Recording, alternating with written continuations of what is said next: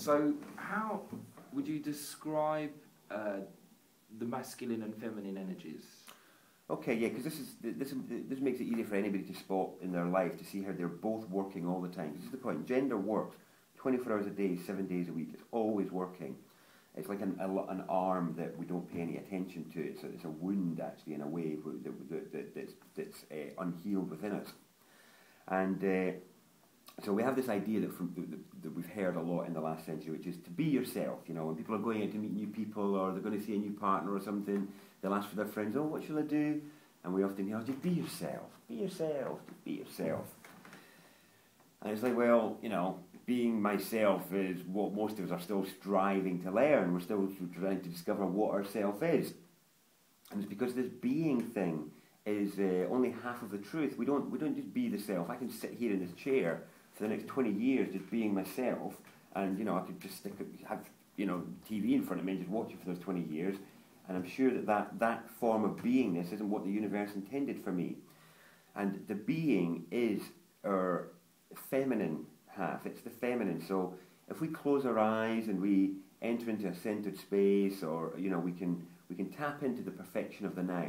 We can tune into the sense that our path and our progress is just so, it's just right.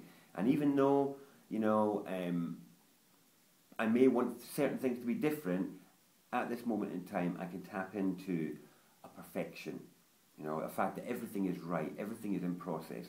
That's the being within us, that's the feminine. It's totally accepting, it's receiving of the penetrations of the world, it's receiving of the information from the world.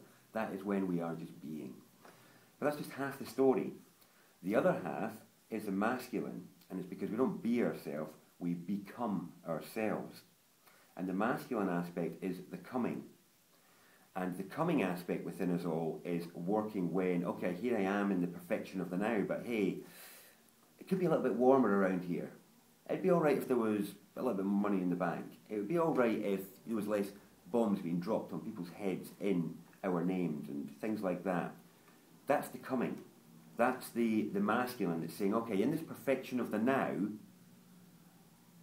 I'm pulled to feel that change is needed. I'm pulled to feel that something in this area over here can change and it can be better. And that's the masculine urge. This is the making of points. This is why the male energy actually points out. It's because actually it's making points in, it's, you know, highlighting aspects of detail in the great whole of feminine beingness that is a manifest universe.